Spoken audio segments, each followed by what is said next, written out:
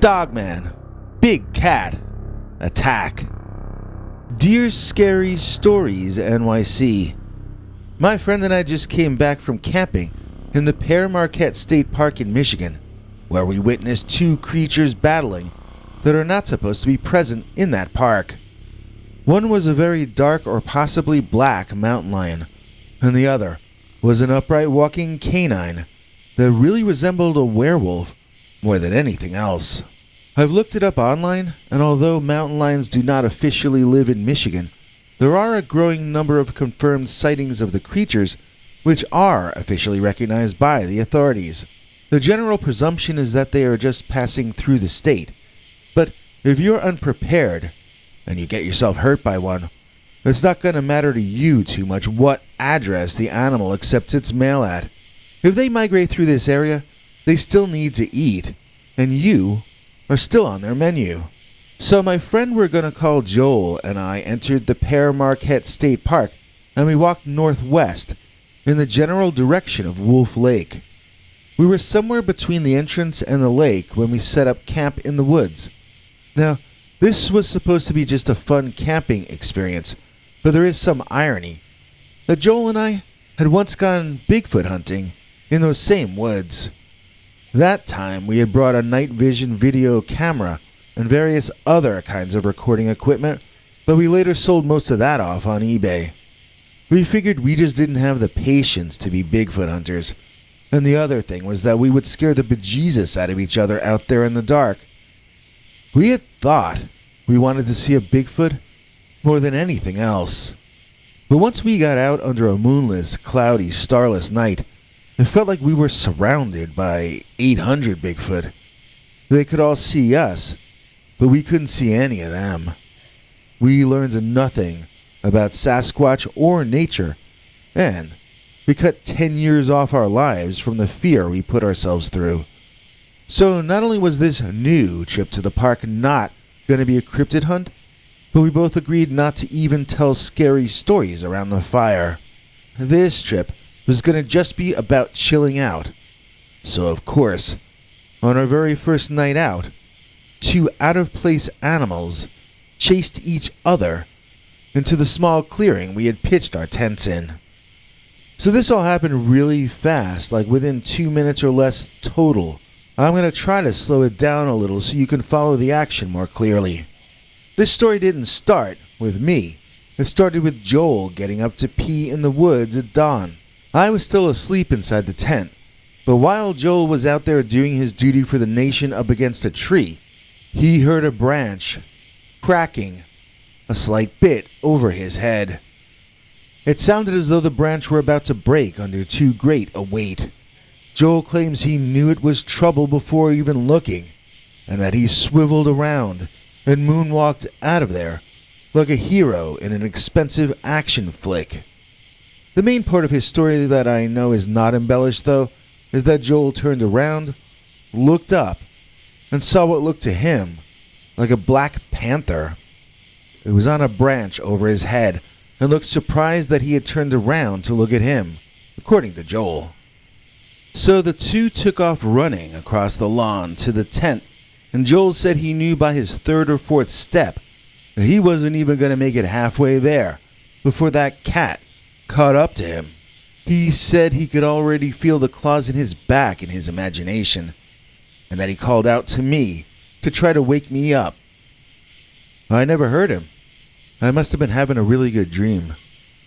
So Joel said he accepted his fate and was wincing as he expected the feral feline to land on him from behind at any moment. Instead, there was what Joel described to me as a deafening roar, and both he and the feline skidded to a stop, both turning in unison to see that there was a dog-headed man, a werewolf, or dogman, unclothed and canine, yet upright and seemingly in many ways like a primitive human being, bent over in furious rage, bellowing at them as though he were deeply ashamed and disappointed in Joel and in the big cat. Although this surprise roar stopped both of them dead in their tracks, the cat did not remain in shock for very long. He or she issued a kind of sound that Joel insisted he'd never heard a house cat make, and then it flew through the air toward the dogman's throat like a 200-pound, 7-foot-long vampire bat. I saw this thing myself. I haven't gotten to that part yet. When I say it was 7 feet long, I'm including the tail, but it must have been around 3 feet high at the shoulder when it was down on all fours. There is a history of reports in the US and England of black cougars, and I think that's what this was, but none of those reports have been confirmed by mainstream science. We also might have been seeing a black jaguar from South America that was somehow released or escaped into this environment, but it seems far more likely to me personally that this was a very large, darkly colored cougar or mountain lion. At any rate, when the cat saw the dog, he leaped at that canine, and Joel made a run for our tent. He fell inside on top of me, waking me up. Joel shouted at me for a while that I could sleep through World War III, which I suppose is probably true. So I looked outside and I saw the cat and the dog rolling on the ground, each tearing a ton of fur out of the other one, with their claws and their teeth. When they finally rolled right into a tree and broke up, I got to see each of them in their full glory for a few moments. As for that upright standing dog, I think it was taller than the feline was long. It was quite surreal seeing something shaped like a man, but so much larger than any human being has ever grown.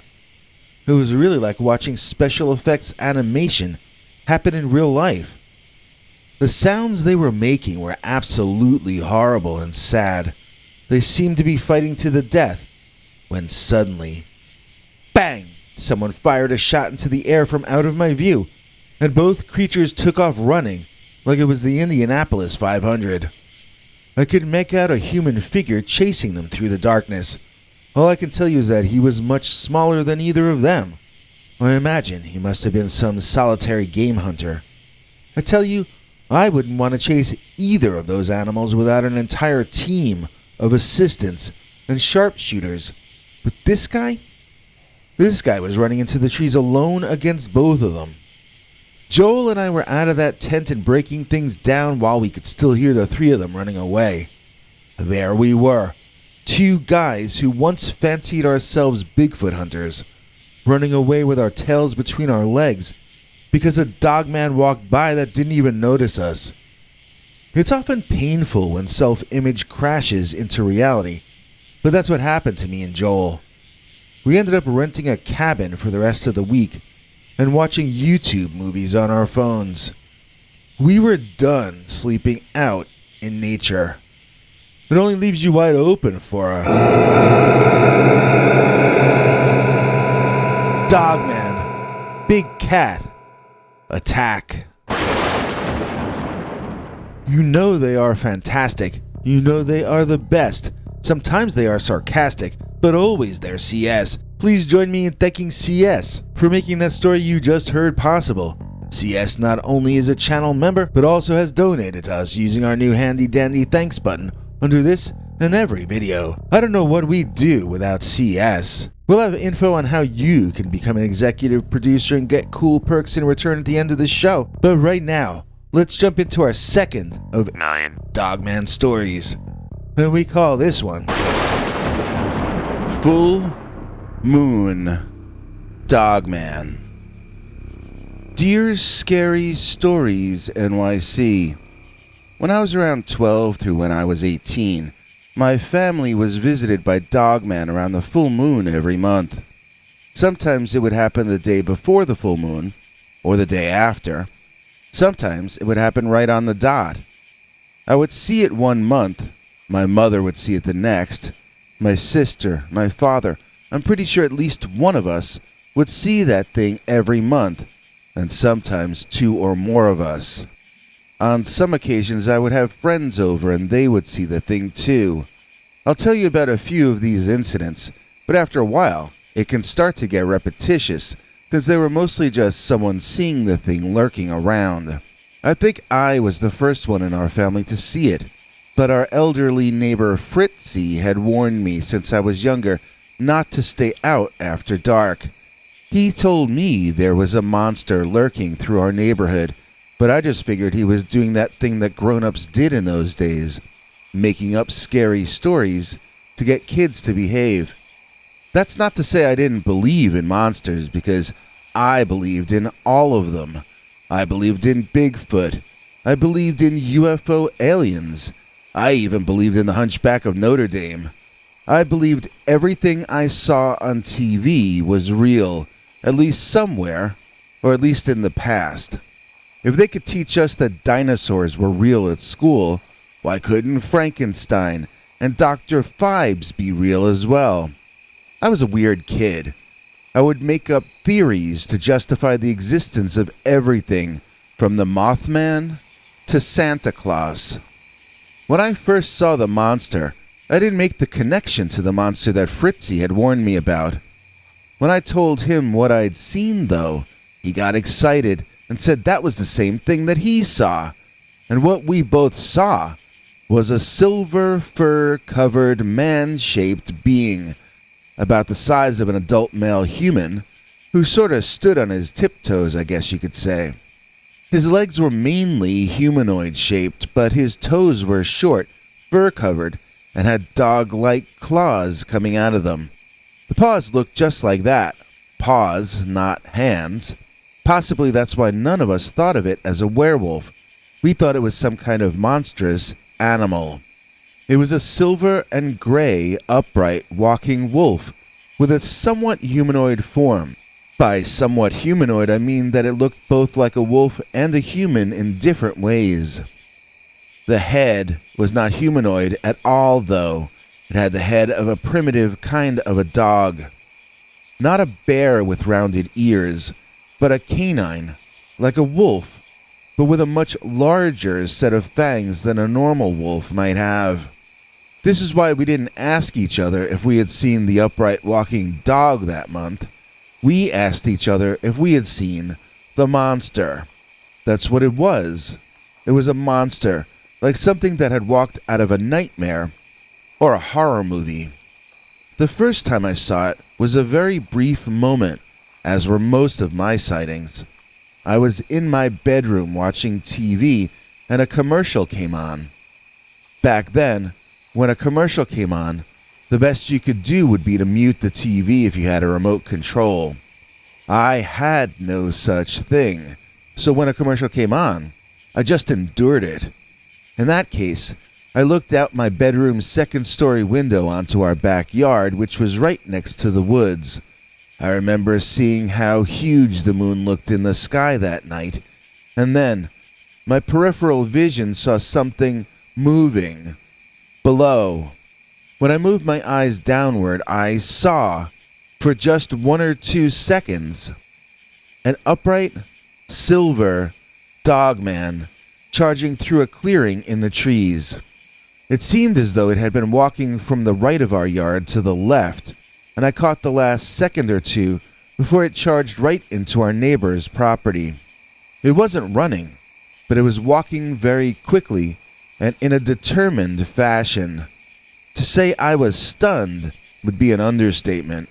In spite of the brevity of the sighting, the creature was brightly illuminated by moonlight and peripheral lighting from yard and house lights. It was unmistakable, and it was not an illusion. I forget if it was the next sighting in which my father and I saw it together, but it was one of the earlier sightings. I remember that for sure. My father was the first adult in my family that was on board about the monster being something real.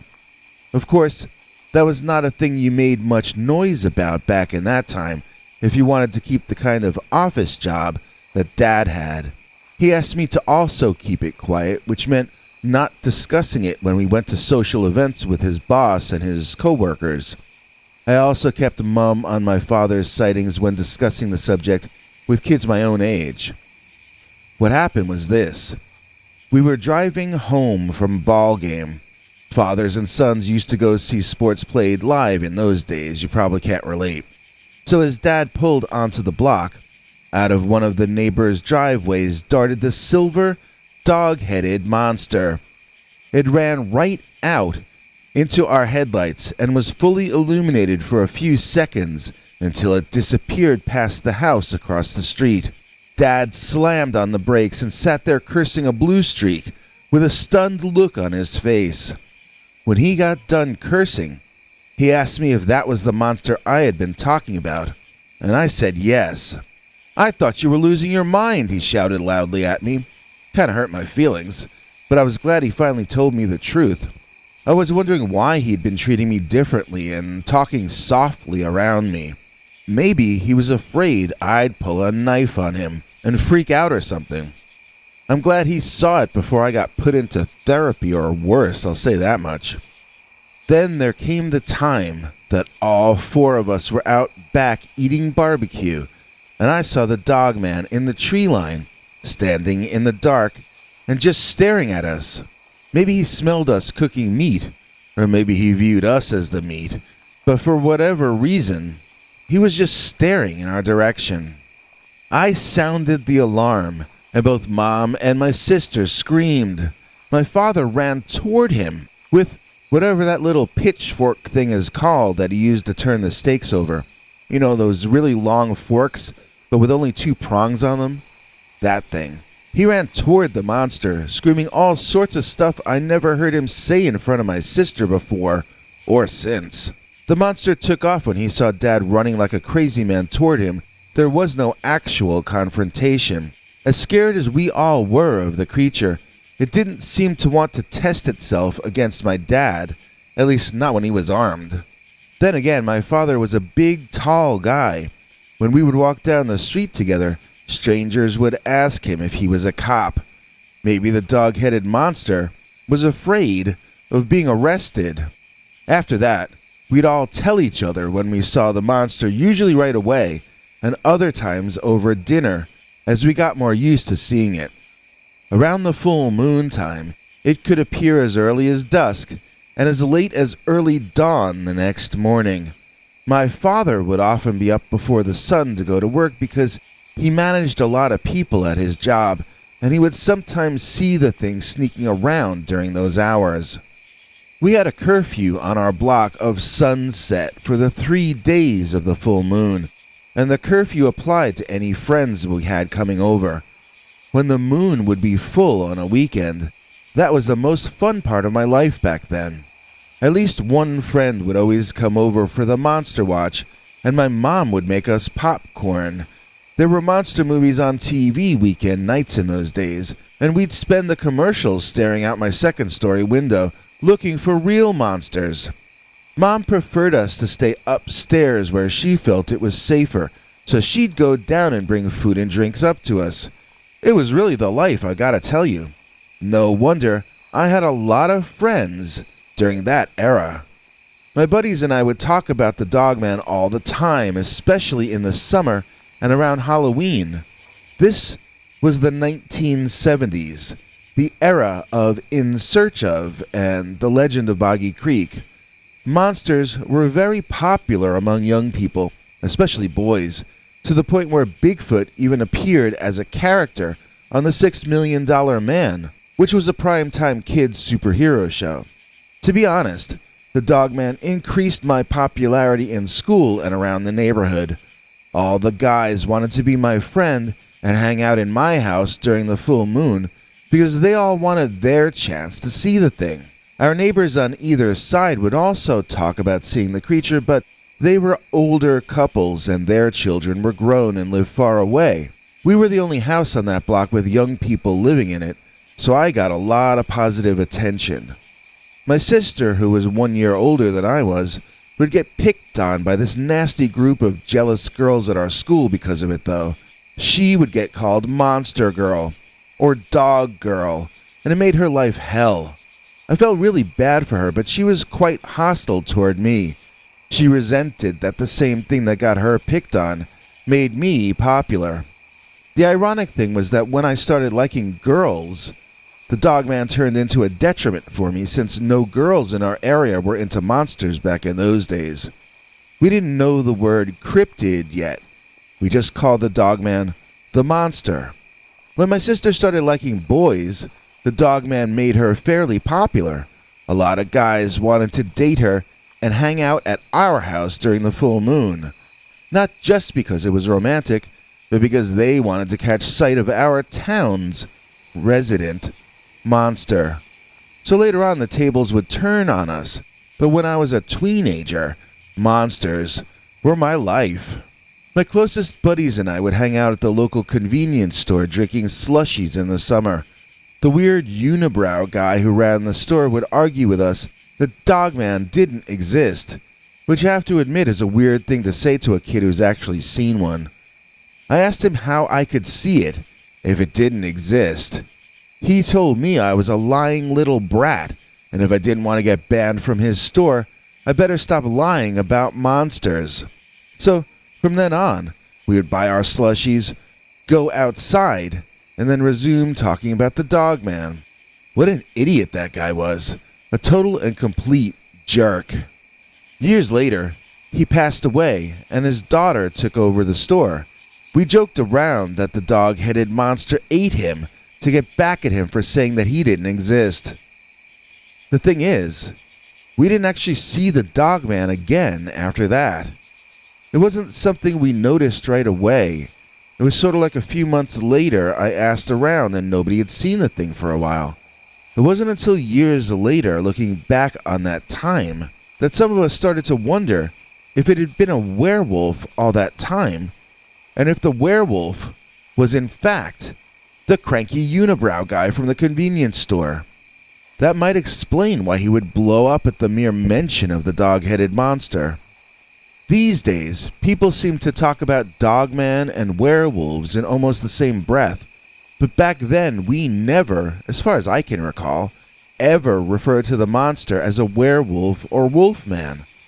Maybe because it didn't wear clothing? Maybe because we still mostly thought of werewolves like the kind from Dark Shadows or the old black and white movies. The creature looks somewhat like the werewolves from The Howling. I was thinking that The Howling was from the 70s, but I just looked it up, and actually it came out in 1981. So maybe we had just never seen a movie or TV werewolf with such a wolf-like head before. And maybe that was why we never made the connection that the monster we were seeing on the full moon was a human during daylight hours. What a strange period of my life. As crazy and dangerous as it was back then, I often wish I could travel back in time and get one more look at the full moon Dogman. 2 Dogman sightings at Lake Erie. Dear Scary Stories NYC. When I was a kid in the early 1980s, my father would sometimes take us to his boss's beach house overlooking Lake Erie in Michigan.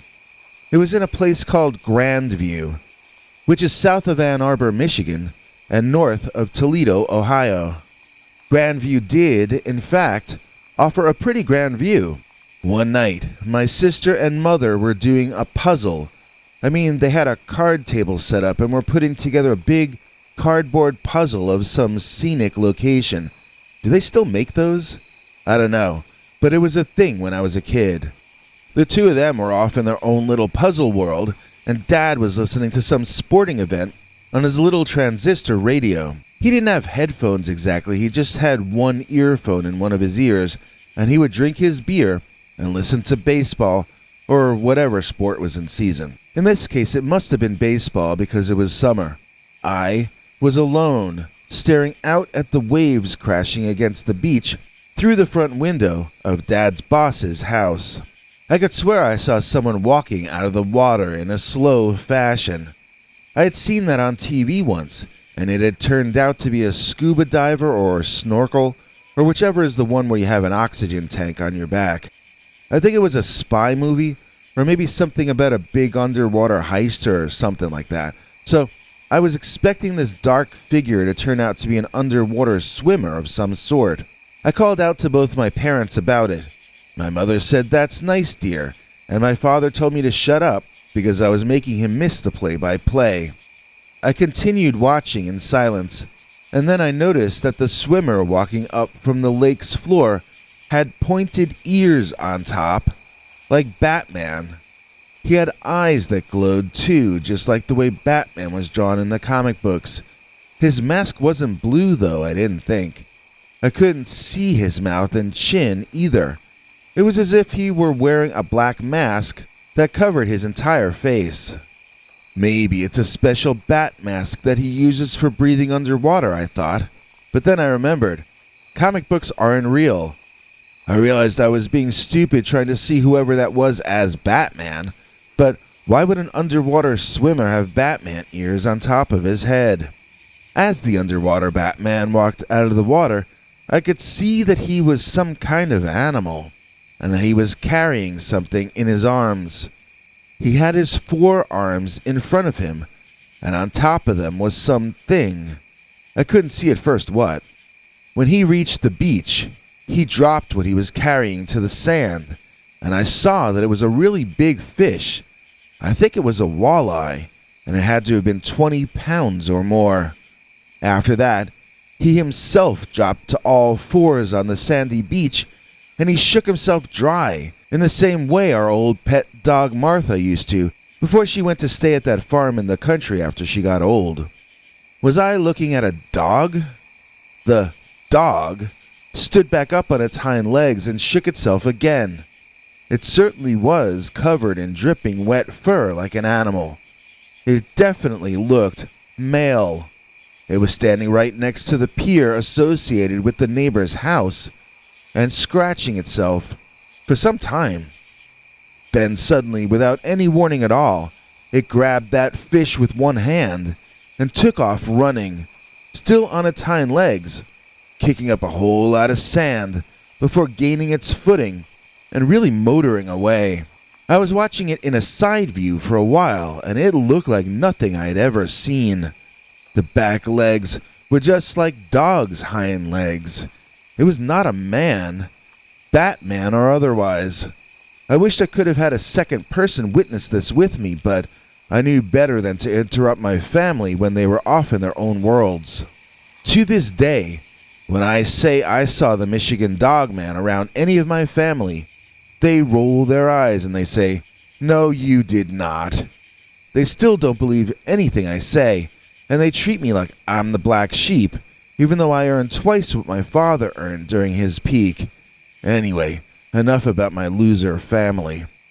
When I was back in school, I told a friend of mine about what I'd seen, not expecting him to believe me any more than my family had. He surprised me by telling me that his uncle had a sighting, just like mine. One day, after classes, we biked over to visit the old guy. My friend wanted him to tell me what he saw and wanted me to tell him what I saw. The old bald man with a finely manicured white mustache came to greet us at the door and immediately took a disliking to me. I had long hair back then, and he was very suspicious of me. He called me a dirty hippie, which was an insult at least 10 years out of date. It took some time for him to get comfortable with me, but his wife, my friend's aunt, criticized him for being a mean old bully. She brought us all some milk and cookies and insisted to her husband that he tell me the story of his silly monster sighting. I think she disbelieved him, just as my family disbelieved me. After mocking me for being too girly for some time, he eventually told us his tale. It went something like this. The creepy old jerk was fishing in a small boat out on Lake Erie. He had kept getting bites, but each time he thought he had a catch, the line would snap and he would have to put a new hook and bait on the end of it. Suddenly, out of nowhere, a wolf's head shot up out of the water, shocking the old man. It was growling at him and acting so angry that he wondered if the beast had rabies. It did not, but it did have hairy, broad, human-like shoulders and a massive chest, which rose above the choppy surface of the lake. With his arms, and from the sound of it his legs too, the dog-like and man-like thing furiously began trying to capsize his boat. My friend's uncle attacked the monster, with an oar, but the creature just didn't care. Eventually, realizing that he was no match for the feral and crazed giant dog thing, the man started the engine on the boat and sped out of there to safety. It was the damnedest thing I'd ever seen, he insisted, adding, "Well, at least until I saw your haircut, that is, young missy." I had had enough of the creepy freak's insults and I split, but my friends stayed to have dinner with them. As annoyed as I would get when old people made fun of my long hair. These days, I'm as bald as he was, and I'd gladly accept mockery if I could have my hair back. So that's it. That's my story of the 2 Dogman sightings on Lake Erie. Is the Maryland Goatman actually a dogman? Or Dogman meets Goatman in Maryland? Dear Scary Stories NYC, I studied the Maryland Goatman for years from afar, hiding my interest from my mean boss, who would still fire me if he knew about this hobby.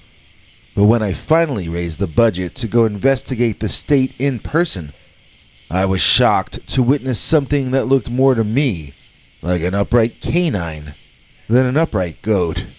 In truth, there have been Goatman sightings before which resembled Dogman in some ways, but I have to admit I went to Maryland to encounter a creature with horns, like a goat, and cloven hooves. I guarantee you I did see something that had the backward bent legs of a devil or a goat, but they ended in dog paws, not goat hooves.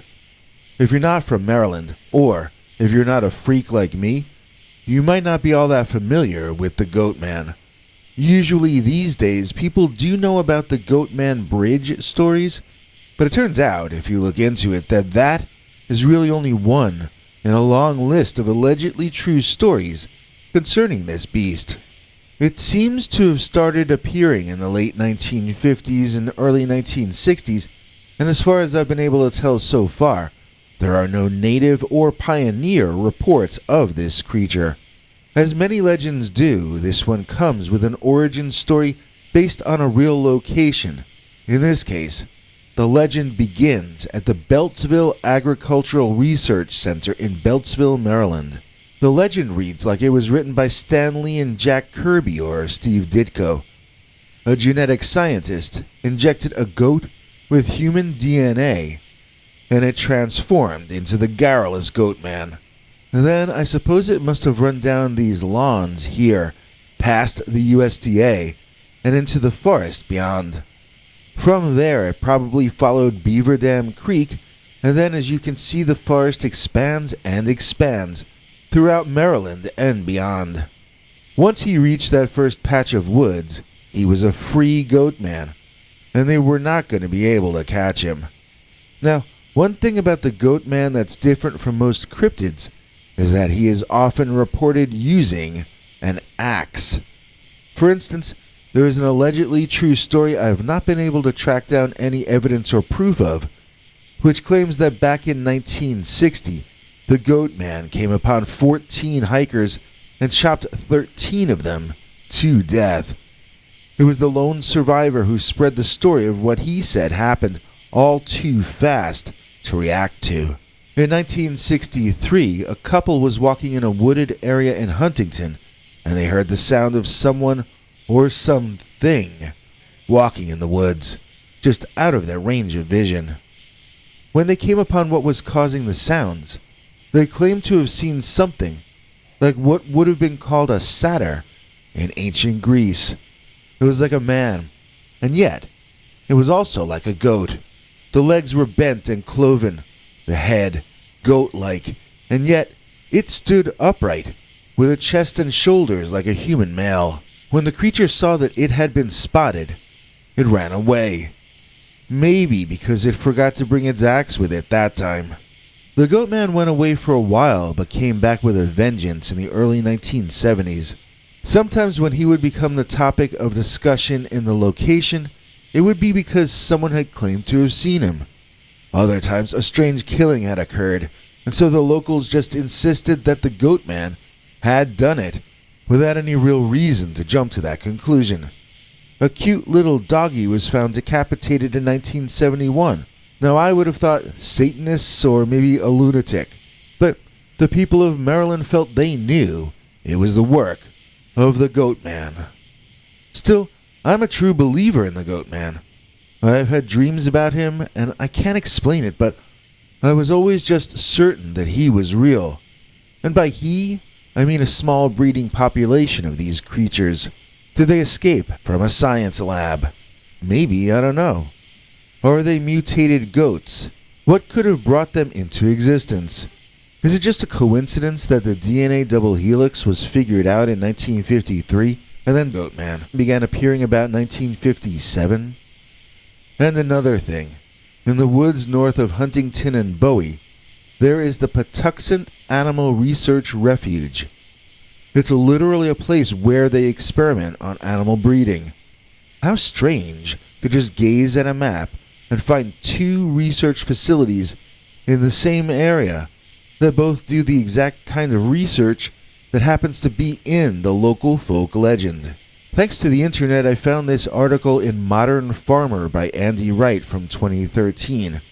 In it, the author reached out to the Beltsville Agricultural Research Center asking about the Goatman and was met by very defensive spokeswoman Kim Kaplan, who sniffed, "We just think it's stupid." My, what a professional response to an honest question about your organization's involvement in the creation of a legendary creature like the Goatman. I mean, it's so silly. It's not even something that's joked about, insisted Kaplan, who then went on to joke about it. Don't you think he would have retired by now, she asked. Is his great-grandson a Goatman? Is he collecting Social Security? Yes. Yes, the Goatman held down a day job for 40 years and is now collecting Social Security. Wow. How defensive was that person? I mean, I guess it is silly to think that they might have ever experimented on goats in this facility, right? Kaplan could not even recall when there were last goats at the center, although she surmised it had been, quote, generations ago, unquote. Oh, generations ago. That's when the Goatman is said to have escaped from that place, which she just told us they were experimenting on goats inside of. She just basically confirmed that there may be real truth behind the legend. She did it in an incredibly rude and condescending way, but she did it nonetheless. 3 years later, there's an April 2016 article from WBAL-TV, which is referenced here by the Phantoms and Monsters blog, and I'll put that link in the description. It claims that people had been reporting seeing the Goatman in Montpelier Park, just to the west of the Patuxent Animal Research Facility. One woman reported seeing a Bigfoot with horns. Of course, since these reports came in April, one has to wonder about them. So I decided what I wanted to do once I got to Huntington, Maryland, which I consider ground zero for the Goatman, is I wanted to head a bit north and camp as unobtrusively in the forest there as I could. I have a very small tent that I've practiced putting up and taking down lightning fast. I'm happy to live off of nuts and berries for weeks at a time, so I never need a campfire. I can vanish quickly without leaving a trace, faster than anyone except Bigfoot, and I was finally where I wanted to be in Huntington. I have to keep details about myself secret until I can reach my retirement in 5 years and 7 months, but I can give you all the facts I learned about those woods in that camping trip. And here is the summation of what I discovered. Those woods are f***ed up. At least, they were on the night I was there. Yes, I said night as in singular, even though I had planned on spending a whole week camping out there. One night was more than enough. It was too much for me, in fact. Information overload. I'm going to try to stay calm and tell you what happened in the order it happened, but this is not going to be easy for me. I was ready to set up camp, and I was sort of wandering around looking for the kind of small clearing I was hoping I could camp in. As I said, I had no plans to set a fire, so I really didn't need much space at all. I caught sight of what I thought was a bear in the distance, and I ducked down behind some foliage to peek out at him and get a better look. I just sort of wanted to make certain I wasn't going to be running away from a Goatman before I left. I wanted to make sure it really was a bear. After all, it looked brown, and I'm pretty sure they're only supposed to be black bears when you get as far south as Maryland. Goats, on the other hand, do come in brown in that region, at least sometimes. While I was squatting down in the dirt, squinting through vegetation to see if I was in the presence of one kind of man-eating predator or the other, I began to realize that what I was doing was insane. Let's talk this through. I wanted to run away from this creature if it was a bear, but I wanted to stay and observe it more closely if it were a Goatman, even though Goatman is said to decapitate people, and even cute little doggies. Why would I run from a bear, but run toward a Goatman? My body was agreeing with this new logic, and my heart was beating like the heart of a tiny little bird. The one half of me wanted to run, and the other half remembered how long it took us to get up the money and the nerve to even come here in the first place. And so we stayed. And by we, I mean just the one of me feeling torn in two inside. Well, if I wasn't going to run away in fear, then I'd better get down to doing some real research, I felt. Sliding over silently to a bush with a better angle on the scene, I squinted through leaves and realized I was seeing the animal's hind legs. I couldn't see the feet, and I couldn't see above the legs, but they were bent like those of a goat. I forced myself to breathe more slowly and more deeply, because my fight or flight instinct was becoming harder to keep under conscious control. Not only did I want to run away, I wanted to wet myself and cry for my mommy. I really had not thought through what I was getting myself into. I should have had a minimum of 5 other people around me. I should never have gone into this situation alone. I didn't even want to talk to anyone about it in detail before I left. And if something happened to me, there was nobody who was going to notice me missing, except for my mean boss. And obviously, I couldn't tell him where I was going. So, my advice for you is to never attempt something like this without an entire team of people on your side. Some there in the wild with you, and others who can help notify authorities if you go out of communication for too long. Since this happened, I've become a fan of David Paulides on YouTube. All the advice he gives about carrying a transponder beacon and so forth, I wholeheartedly agree with. I'm only here telling you this story by sheer luck. I probably didn't deserve to come back that day, but maybe I was allowed to survive so I could warn you not to be as stupid as I was that day. So while I was thinking too much and not focusing enough, the creature shifted positions, and I could see it had a tail. It did look somewhat like a goat tail, so I now knew I was watching something that was standing upright in the woods north of most historical Goatman sightings, and that upright standing bipedal creature had the hind legs of a 4-legged animal. Yes, they looked to me like goat legs, but they also looked like deer legs or dog legs. The tail was not that of a deer, though, so I narrowed it down to a goat or a feline or a canine or... Okay, I didn't really narrow it down all that much. I had to get closer. I had brought my old Canon 35mm camera with me, so I decided now was the time to take it out and hang it around my neck. Leaving my backpack behind that bush, the camera and I crawled on all fours, as quietly as possible, over to a bush that should afford us a much clearer view of the beast I was pursuing. When I reached my intended destination, I sat down low and caught my breath for a while, listening to hear if it sounded like I had been noticed. At some point after I regrouped, I found a spot to peek out through, and I saw that I was now no longer viewing the creature from behind. Now I was viewing it in profile, seeing bits of the creature's left side. I had been wondering why it was just standing there, and now I could see it was standing in front of a bush of some sort. Shifting my position slightly allowed me to view parts of another, roughly equally sized, bipedal beast hiding behind that bush. This one was far more lightly colored and almost a sort of off-white. I couldn't imagine trying to hide when I was colored that brightly. So, was I seeing two goatmen? Or was one possibly male and the other a female? Was I witnessing a mating ritual?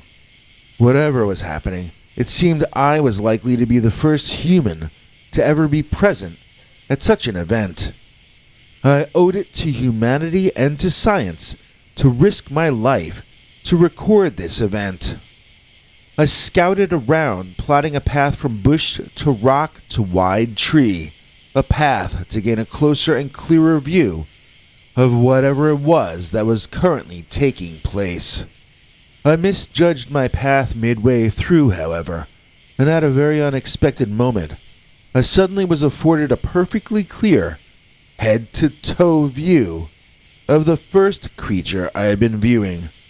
I was darting from behind one bush to behind another, and then bam!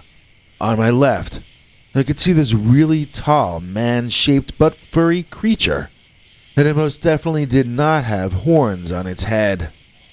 There was nothing goat-like about this. This thing looked either like a really buffed-up uber dog, or a super wolf that stood upright like a man, and maybe even possessed intelligence like us as well. It was concerned with whatever was behind that bush, seemingly waiting for his perfect moment to strike. Not wanting to even take the time to line up my shot, I just pointed the camera in that direction and clicked it. I was in the process of clicking it a second time when that upright canine turned completely to his left to now focus on me. I darted into the bush as he screamed, this painfully loud sort of a moan that was not at all like the kind of sound I would have expected from a canine.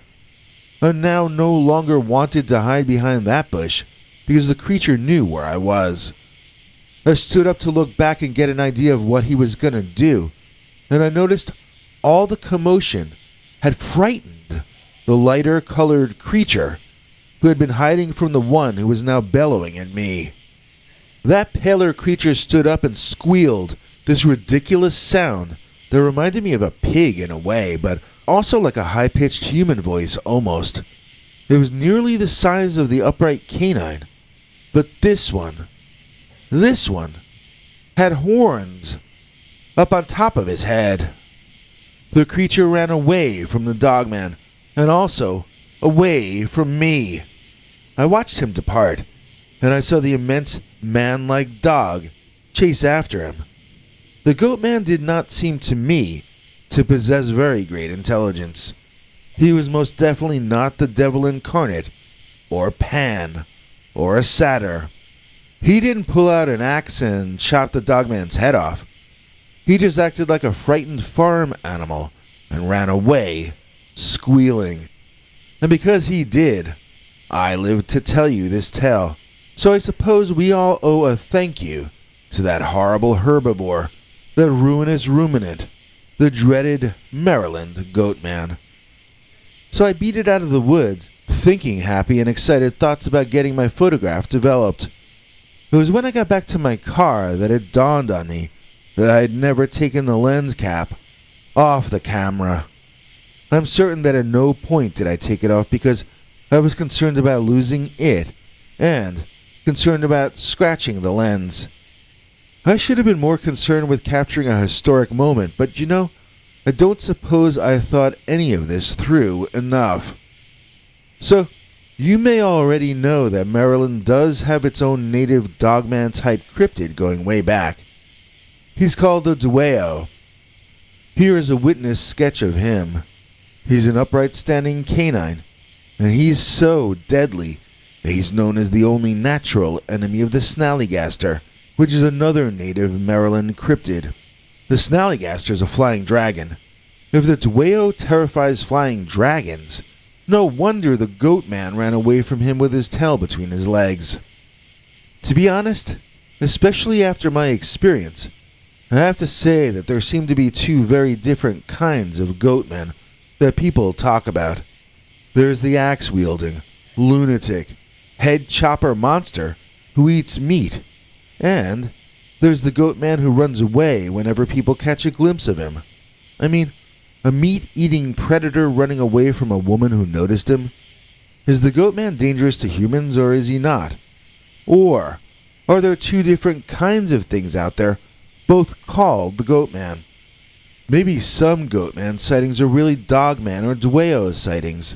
After all, when I only saw parts of his legs, I myself thought that Dogman was a Goatman.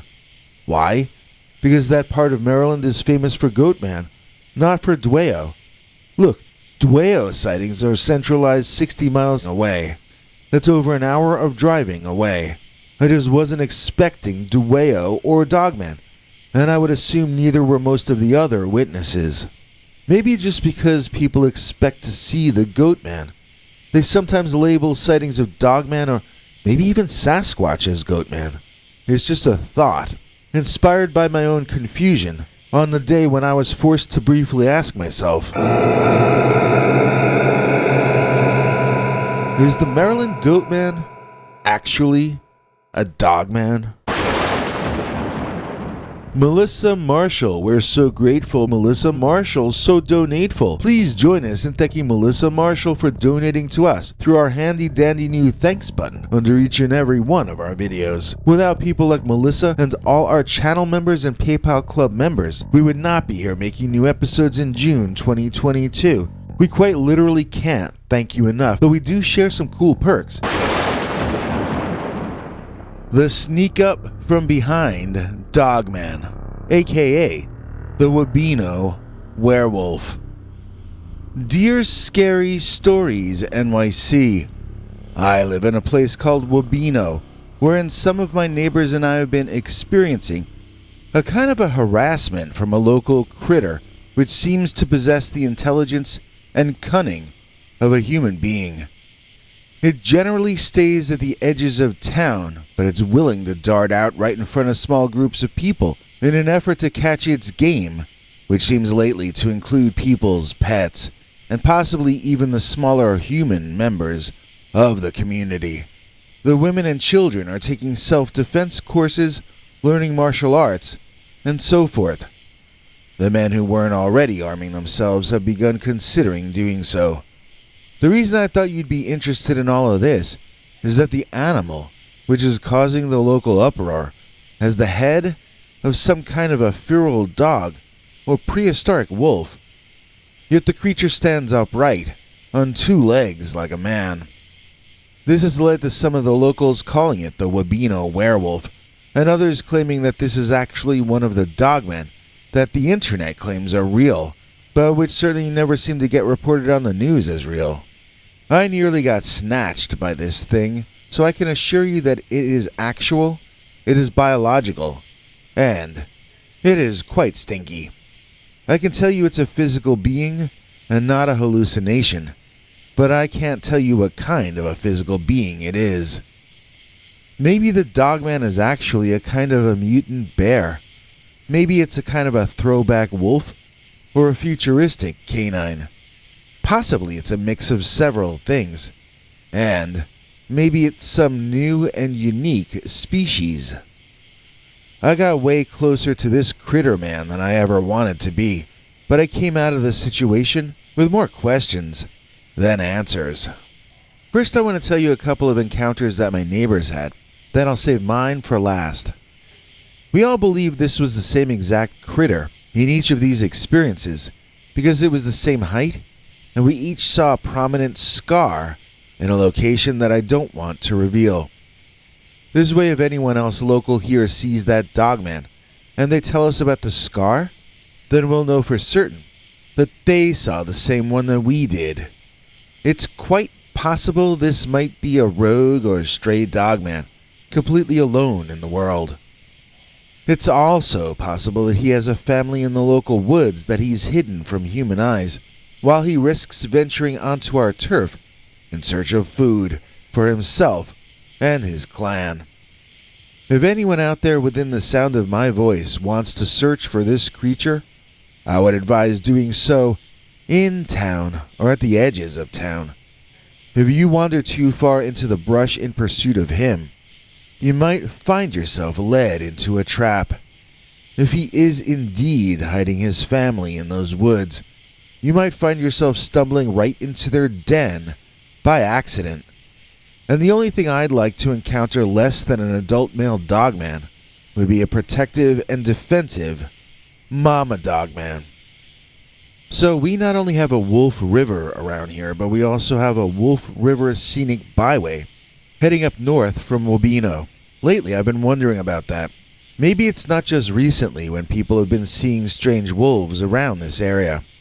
Anyway, you can take the Wolf River Scenic Byway up and get off at Trump Lake Road to head over to either Eugene Lake or Trump Lake, both of which are pleasant spots to visit in the warm weather. A senior citizen I know was driving out to Trump Lake with her husband. She has asked me to call her Melba because she says that when she was a backup singer in a band many years ago, she went by the name Melba Toast. Her husband refuses to even discuss this incident, so I'm relating Melba's side of this particular story. Melba was sitting in the passenger seat as her husband drove them through a wooded section of Trump Lake Road. Melba noticed something moving in the trees that attracted her attention. As the car drove past whatever it was, the thing leaped out onto the road. Melba says she was turned around in her seat, trying to see through the back window what that thing was. All she could initially tell was that it was dark, large, and hairy. She started to tell her husband, but he was already watching the thing in the rearview mirror. It was her husband who called it the Wisconsin werewolf, although he won't admit any of this now. So basically Melba saw Dogman race out of the bushes and begin chasing their car. He was catching up, so her husband pounded the gas pedal down. They flew violently down the bumpy road, lifting up in the air several times, and crashing down so hard that they almost gave themselves whiplash. The creature pursued at first on 2 legs, then soon dropped to 4. His paws and legs handled that rough road better than the car did, and the couple was very concerned that they were going to lose this race. They found themselves passing Eugene Lake and still being followed.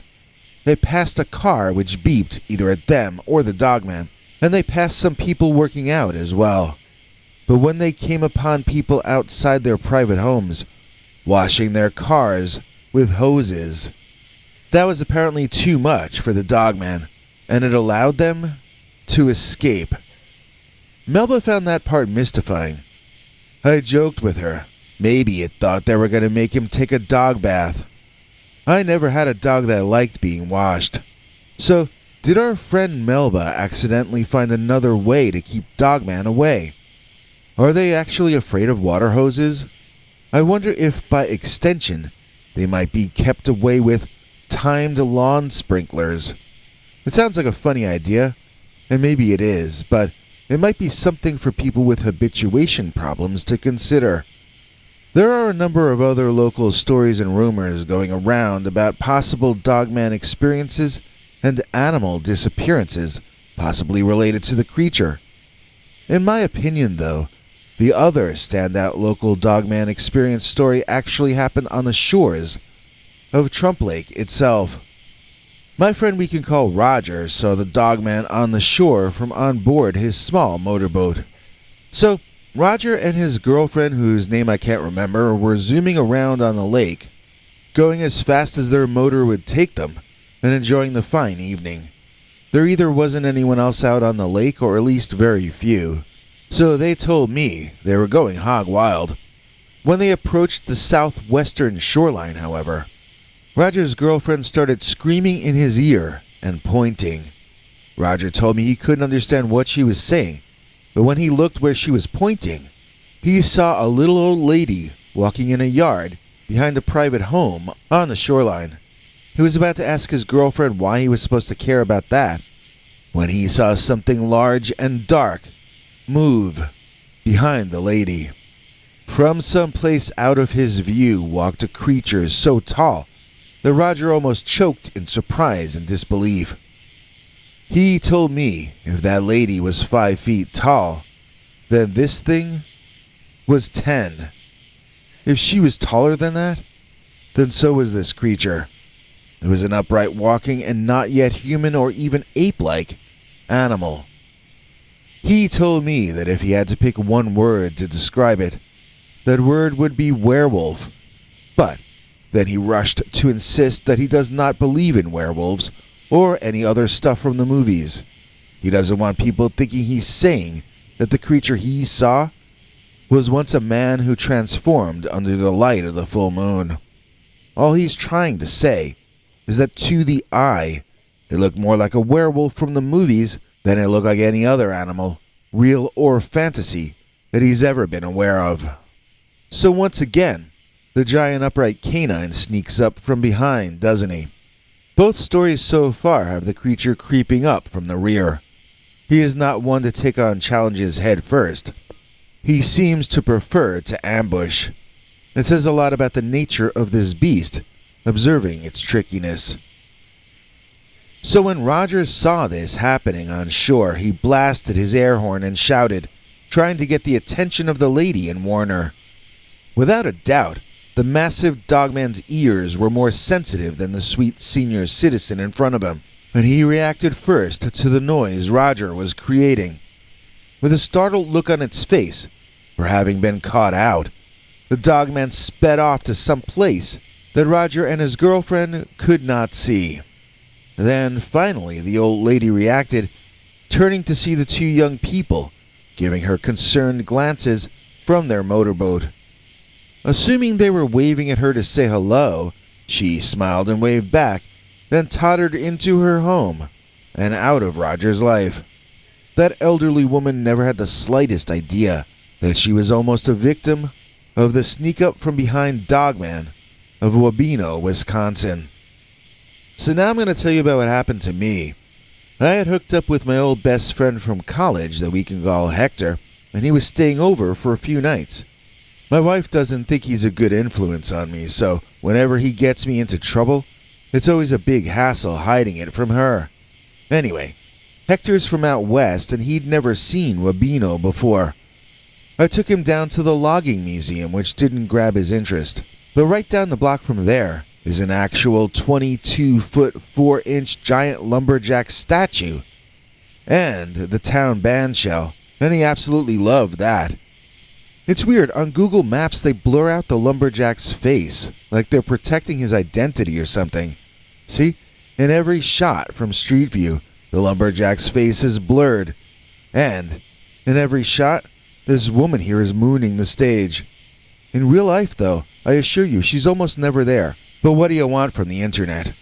So, after hanging out for a while in front of the glorious statue of Lumberty, Hector talked me into walking past the bandshell, past the tennis courts and whatnot, onto people's personal private property, and off into these small patches of woods beyond.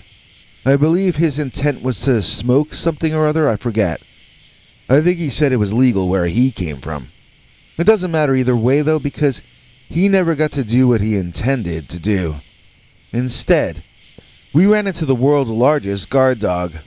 The thing is, we didn't come upon it.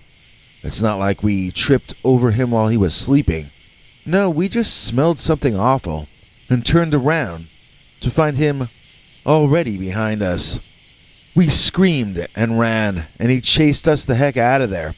If we hadn't smelled his rotten odor in time, what do you think he would have done to us? To be certain, I am talking about a dogman that was twice as large as we were, and colored dark with thick fur. It had a scar in the same location as the dogman witnessed by the people in the 2 previous stories. It was that same dogman. I did not experience the famous eye shine, but he chased us during the daylight hours. Maybe we woke him up. He certainly was chasing us away from something or some place that he didn't want us to see. If he was actually a werewolf and not a dogman, Maybe he might even have been one of the homeowners or someone working for them. I don't think so, though. I think this was a truly wild beast. It did not act tame or like a pet or like a human. So we ran through someone's backyard and back toward town with that 10 or 12 foot tall dogman chasing us in broad daylight. As we crossed each road, so did the dogman. It was like he thought we were the Beatles and he wanted to cross Abbey Road with us. This was not an animal that seemed to be afraid of venturing into human society.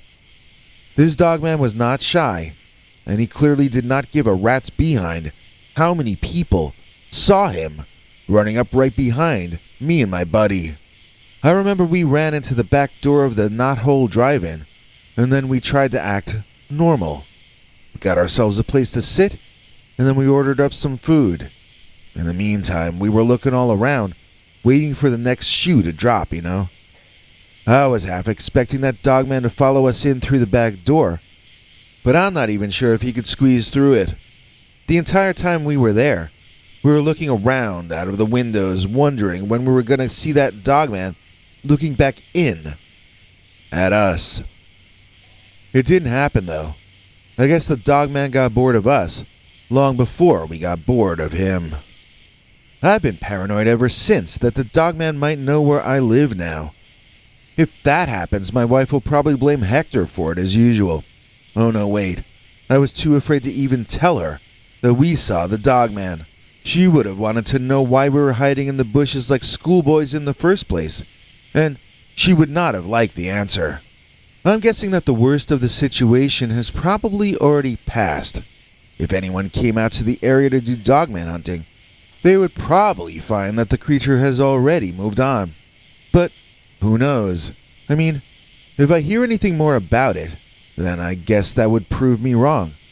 Maybe I just want to believe it's moved on so that I can stop having to be so paranoid and stop having to look over my shoulder all the time, worried that I might be about to be pounced upon from behind by the sneak up from behind Dogman. Lost in thought, they're the one. Thanks to them, Dogman fun. Please join me in thanking Lost in Thought for making this episode possible. This is a hard time for certain of us scary channels, but there are a number of ways you can help keep us alive, just like Lost in Thought does. Dogman on the Mountaintop. Dear Scary Stories NYC. I've never climbed a mountain, but I have hiked up a few. Obviously, it's far less of a commitment, but it can be as rewarding when you take a break and enjoy the prize you've earned of an amazing view for miles and miles. I haven't hiked alone for years, though, and it took me a decade to even go with a group because I developed some kind of a traumatic complex or something. I know what caused it. I know it's illogical, but I have not yet gotten over the abject fear I felt that time a dogman snuck up behind me as I sat alone on the top of the world in Pennsylvania one evening. My sense of peace and wonder was shattered, and then that creature took up permanent unpaid residence inside the doghouse that used to be my mind. I'm sorry if that came out emotional, but that's what I've become since this incident shook me apart. I don't have anyone I can talk to about this. I don't even talk about it with my shrink anymore. He sees it as a sign of relapse if I mention the dogman. Then he ups my meds again. I'm looking to get off those meds. I don't want them increased ever. My lone trauma in my life is the dogman, and yet, if I talk about the dogman, I get punished by my doctor. This is the one thing I most need to talk about, though. So I'll tell you, and I'll try to just stick to the facts, avoiding any more emotional outbreaks as well as I can. I do appreciate having an outlet for this, so thank you in advance to your channel and to anyone who is listening. So I was hiking part of the Appalachian Trail one day, and I allowed the trail to lead me to a high point on Peters Mountain in Halifax, Pennsylvania. It was one of those incredible, beautiful sunsets, and yet there I was, alone in that spot, the only one allowed to enjoy this unforgettable view. Well, the only human, that is.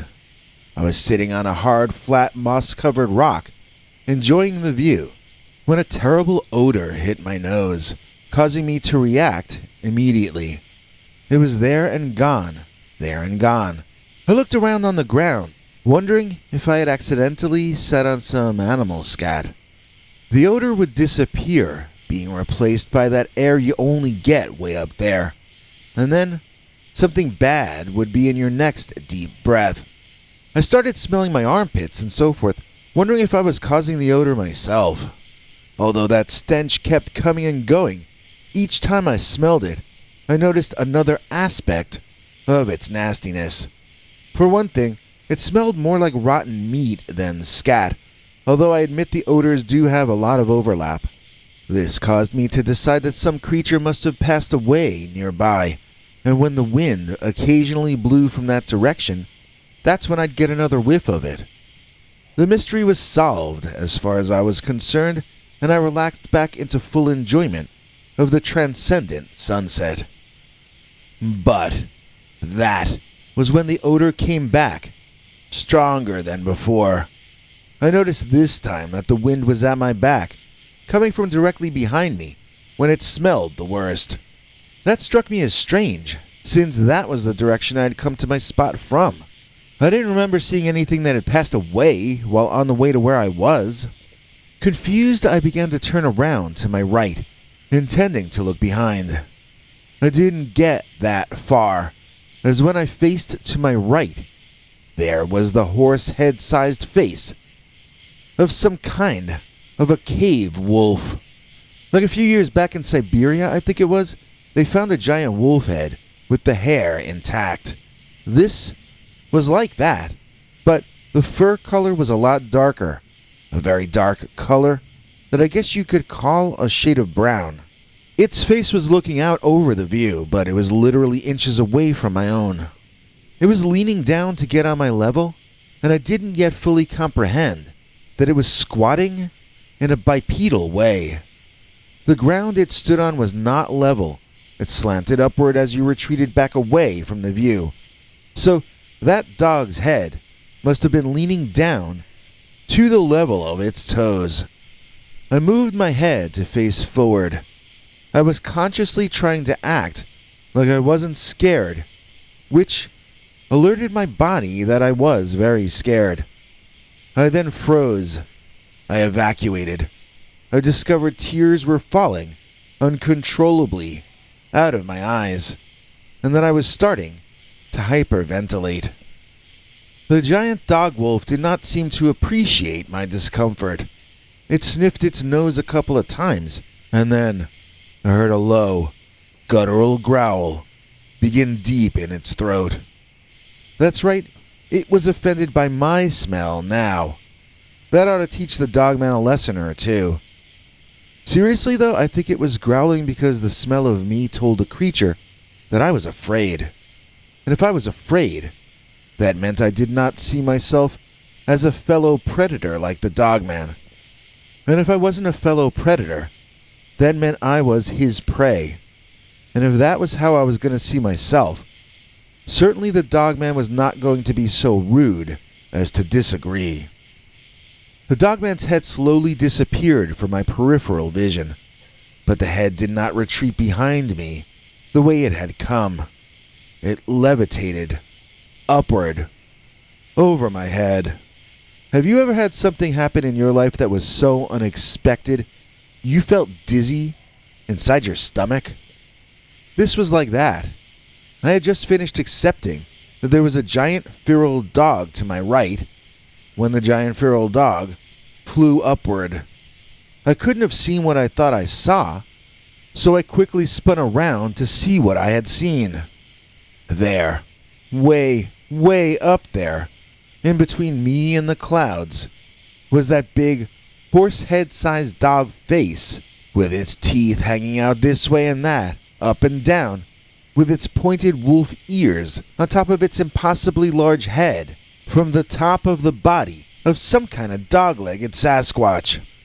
I had visualized a really large dog body being attached to that head, but really the only part my imagination got right was the hind legs. Other than those dog legs, the rest of this creature was some sort of nightmarish monster, and it was standing between me and my only exit from this viewing spot. Well, technically, there was one other exit, but I didn't want to think about the sheer drop just a few feet behind me. I was panicked, and it was hard to see through my teary eyes. I tried to think of something to do, but I'm not sure I would have been able to do anything, even if I had a good idea pop into my head. I was a wreck. I felt like reality itself had betrayed me, and I knew that whatever happened next would be decided upon by that huge man with the dog head, and not by me. And what that dog man decided to do was to bend down again, bringing his face level with my own in a feat of athleticism, flexibility, and dexterity that a human could not have managed. And then he started shouting at me. I suppose you could call them barks, but they were really more like shouts. The creature sounded like he was scolding me, and I had no choice but to endure his lecture. I was definitely not looking it in the eye any longer. If he wanted to dress me down, I was going to behave as though I were being demoted. I mean, I'd rather get fired by the dogman than get eaten by him. If he wanted to get something off his chest, I'd far prefer that to him taking something off of mine. I held out hope that he would take out his rage on me, grow bored, then leave me alone. I never lost hold of that hope, but I didn't think there was too much of a chance of it happening. I figured my time had come, and my fate was to be decided by this large man-dog. I thought I heard someone calling out in the distance, and then I was certain of it. The dogman quieted down and stared behind himself at something for a few moments before he suddenly sped off into the bush. I stood up quickly, intending to run away while I had the chance. Instead, my legs gave way under me, and I collapsed back down to the ground, unconscious before I even landed. I know someone rescued me, maybe the owner of that male voice that scared the dogman away. I was told that I was carried out of there. They asked me at the hospital what happened, and I just told them that I fainted. That was true, so I didn't lie to anyone. I'm lucky I fell face forward even though I chipped a tooth.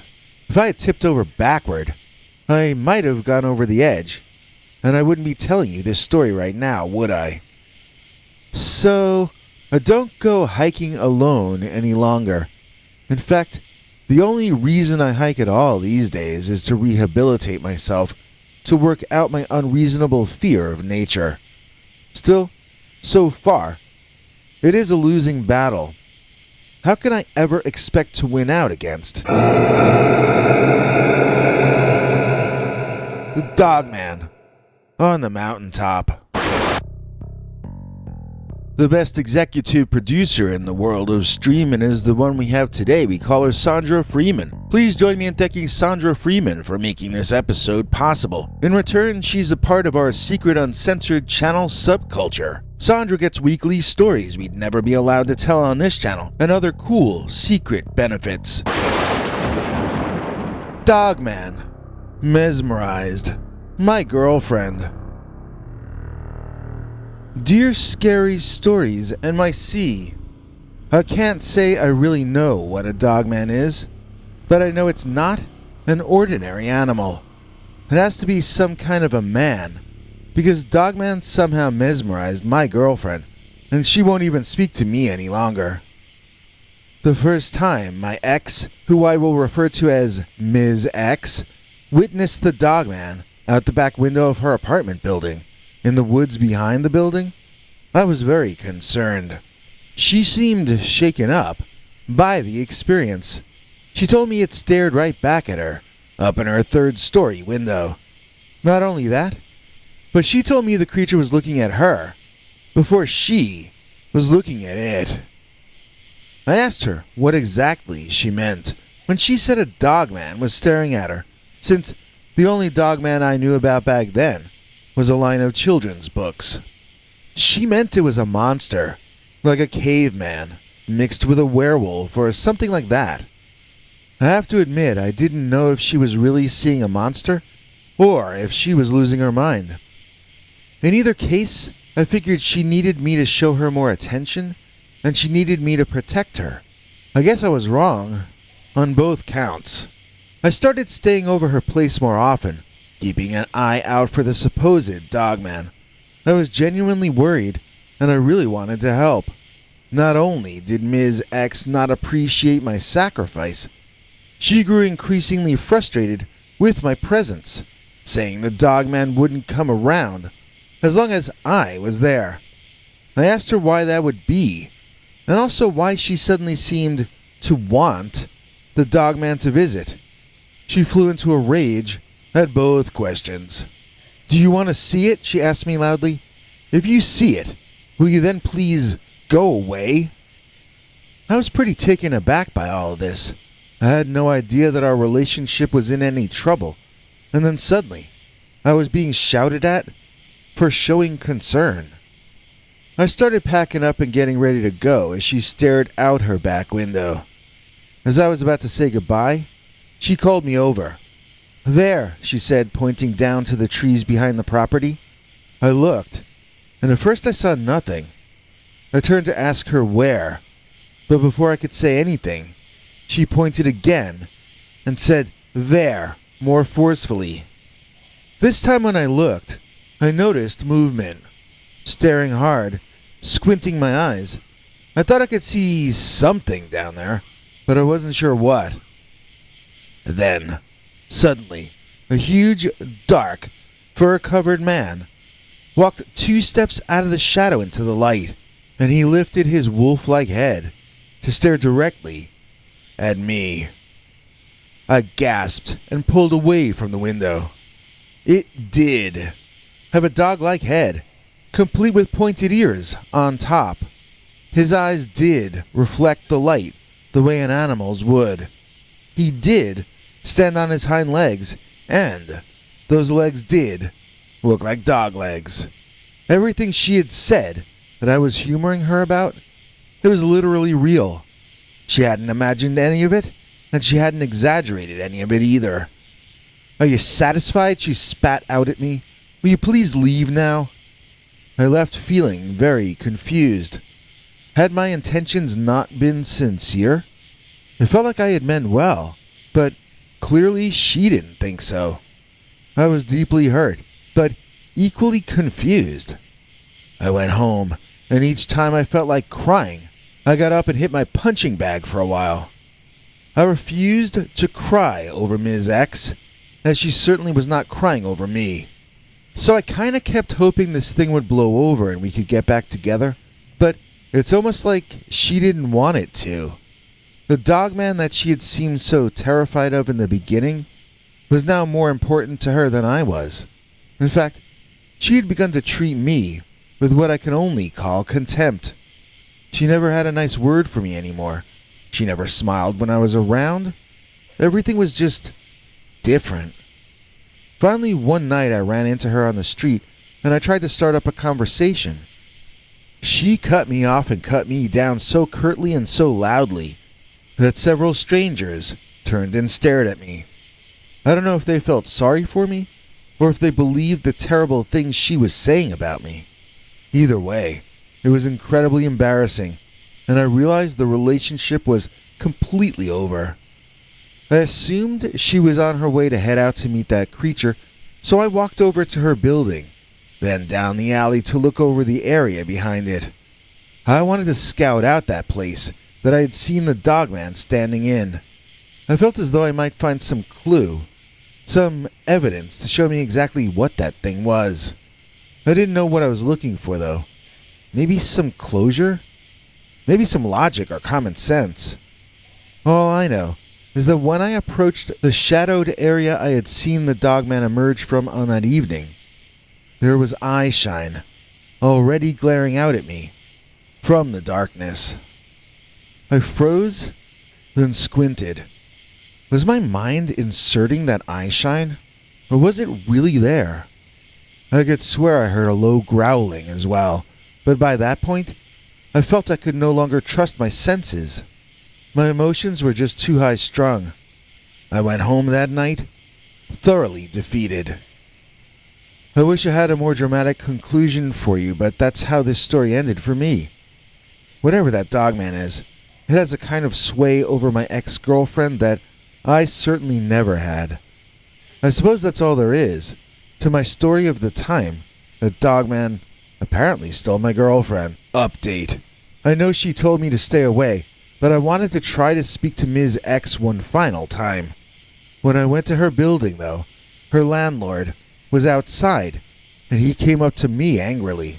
He was laboring under the misapprehension that I was still her boyfriend, and he started asking me for her back rent. I didn't understand what he was talking about at first, but apparently she had moved out secretly, and he didn't find out about it until she was long gone. She didn't leave a forwarding address, and she didn't even tell her close friend who lives in the building that she was planning to leave. I asked if it could have been foul play, and he said that a good portion of her clothes were taken, as well as her phone, makeup, and some other personal items. It seemed to the landlord that she checked out in a rush, packing a suitcase or two, then rushing off somewhere. I couldn't argue with him, but I also had no information for him. I mean, I could have told him about the Dogman, but what good would that have done? Then he'd think that we're both crazy. Her landlord could see that I was genuinely saddened that she was gone, and he seemed to believe me that I had nothing to do with it. I'd have gladly paid her back rent if it would have brought her back, but it was pointless. So one of my buddies thinks she literally went off to live in the woods with the Dogman. To me, that makes no sense. Why would she take suitcases full of clothing? Why would she take her makeup case to live in the woods? No, I don't think she's living with Tarzan like Jane, but I do think that Dogman is still part of her life. He's made her move either to isolate her, or maybe just to deepen his control over her. I wonder what his plans are. Most people jump to the conclusion that it must be sexual, but that presupposes that the Dogman is some kind of primitive human. We don't really know what that creature is. It might be a werewolf, in which case it's actually a human most of the time. That might explain a lot, but I don't know that werewolves actually even exist. It might also be something other than what it appears to be. The appearance of being a werewolf might be some kind of projection or cover image. Maybe it's a kind of a disguise, or maybe it's a mental projection of some kind. Remember that old episode of Captain Kirk's Star Trek where the alien communicates with them on the screen, and it seems like a big, ugly, scary monster?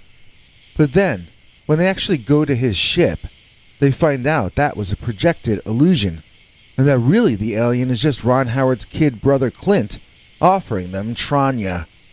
I often wonder if the Dogman functions something like the alien in that episode. So many people report unequaled fear in the presence of the creature or entity. Maybe it is purely an illusion created to cause that fear. At least, maybe the Dogman that stole my girlfriend is like that. If you've encountered or dealt with a Dogman that was purely a savage animal, then I stand corrected. Maybe there are some real Dogman, and some like the one that destroyed my life. In fact, maybe the real animals you had to deal with are what inspired the impersonator that I had to deal with. All I know is, the creature that crushed my life was no animal. It was a kind of a human in some way, shape, or form. And I know this for a fact because Dogman mesmerized my girlfriend. The grinning Dogman outside my window. Dear Scary Stories NYC, do you ever get Dogman reports from Ohio? I've been experiencing some very negative things here due to the presence on my property of something which seems to match the description of the Dogman, as presented on your show and several others I've been watching recently. Appearances may sometimes be deceiving, though, as I have not so far found any other report, anecdote, or story about the Dogman in which he behaves in the unnerving way that this one seems to. Maybe I'm not seeing a Dogman at all. Maybe this is something that looks like an upright canine, but thinks very differently from one. I really could use some insight from anyone who knows more about this subject than I do. I have an ongoing problem, which has turned my home into a nightmare house. I'm on the verge of becoming paranoid, and I'm already more stressed than I've ever been in my life. There is a dog-headed man or humanoid who wanders around my neighborhood, and for the past 6 or 7 months, he or it has made it a point to disturb my peace continually. The creature has not touched me in any way yet, but it stares at me constantly. At least it feels like he's always there. As I said, I may be becoming paranoid. For some reason, that creature thinks it's funny to drive me crazy. I can tell, because it's constantly grinning. It's an evil grin, and I've never seen the creature without it smirking across its terrifying face. I used to like dogs. I used to like people, too. Now I'm being harassed by this huge, hulking, upright walking version of man's best friend. And my so-called friends seem to find my stress level as entertaining as this creature outside my window. I used to love the sun and the outdoors. Now I cower in the shadows of my hovel behind drawn curtains, afraid to see what might be out there, looking back in at me. I can't talk to the people I know anymore about this stuff. They think it's funny. They react with comments like, "You saw a happy, smiling dog outside, and to you, that's a problem?" That's not what I said. It wasn't smiling. It was grinning. It was leering. It wasn't jolly. It wasn't endearing. It wasn't inviting me to smile too. It was a condescending, smirking grin, an expression of self-satisfaction and superiority. That upright dog creature thinks it's better than I am. In fact, it's sure it's better than me. It knows I'm a human, and yet it still looks down on me. It sees me as the animal. It sees me as the less advanced beast of the two of us. The fact that my friends mocked me further when I tried to communicate this to them only reinforces the Dogman's message. Somehow I took a wrong turn in life, and I'm definitely no longer anywhere near the top of the food chain. Working at home during the pandemic has not been good for me.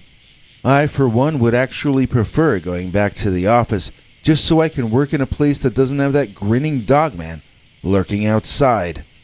The problem is my boss is germ-phobic or something, and she's too afraid to reopen our branch.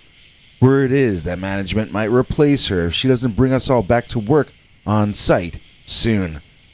Since I can't afford to move, my only real chance for relief from this Dogman creep is if I can spend days downtown up on the 17th floor where our offices are located. I literally have dreams about the air conditioning in those offices. One of my most memorable dreams of the past year involved just remembering how comfortable my ergodynamically designed workstation was in that office, especially compared to the folding chair I work on at home. Here, I work on my laptop, but there, I used to have 2 large computer screens in front of me, so I could see much better what I was doing. After that dream, when I woke up here in my hot rented home with that creature staring in the window at me again, I ran into the bathroom, slammed the door shut, and cried like a pathetic infant. I felt like I was being broken down, broken in general, and that somehow that Dogman was a key factor in my personal disintegration. Some days I even felt that he was the main factor behind it. But really, my erratic and unstable employer wasn't helping anything either.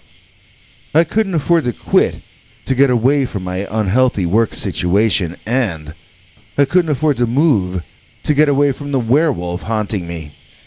You know, my friends have my self-esteem so damaged concerning my Dogman stories that I just realized I've neglected to even tell you what happened to me. I mean, I described it in general terms, but only vaguely. So the first time I knew something weird was going on was when I noticed that all the neighborhood dogs would begin howling at 3:27 a.m. every night. Actually, that's the time my alarm clock would always read, 3:27. I set it a little fast on purpose, so maybe it might have been more like 3:23 or 3:24 in real terms. The sound was so loud that it would wake me up, and I'd lay there listening to the howling going on for what felt like another 10 or 20 minutes. On the fourth or fifth night in a row of this happening, I decided to make note of what time the howling would end. I did this every night after that, and it was always 6 minutes after it started. So my clock would read 3:33 a.m., but it was probably more like 3:29 or something like that to everyone else. Finally, one night, I got so annoyed at being awakened again in this way that I got out of bed, walked over to the window, and pulled up the shade so I could look outside.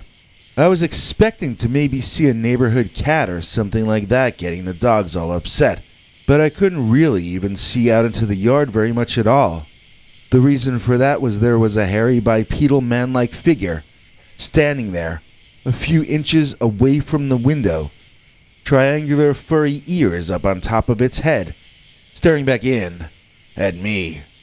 Its eyes were open crazy wide, glowing faintly, and it had an obnoxious, condescending, toothy grin on its canine face. Now, the ground outside my bedroom window is 3 feet below the floor of my room, and I'm almost 6 feet tall. You do the math on how tall that thing must have had to have been. I never saw him so close to my window again, but that first time, he was close enough that I could sometimes briefly see his hot breath on the outside of the glass pane. I pulled that shade back down, got back into bed, pulled the covers up over my head, and in the morning, I told myself it was just a very bad nightmare, brought on by sleep deprivation from my 3 a.m. canine wake-up calls. Of course, that didn't really make any sense. Was I awake or dreaming? I couldn't make up my mind. The next night, as the barking and howling outside began, and I sat up in bed to wait out the 6-minute-long cacophony, I thought I heard a tapping on my window. That was the scariest sound I'd ever heard in my life. Someone tapping on the outside of the glass in the middle of the night. Whoever or whatever it was, they knew I was inside. They wanted me to open the shade and look out at them. They wanted me to know they were there. They wanted my attention. Look, even if I didn't expect it to be that grinning Dogman, I still wouldn't look out there at 3 a.m.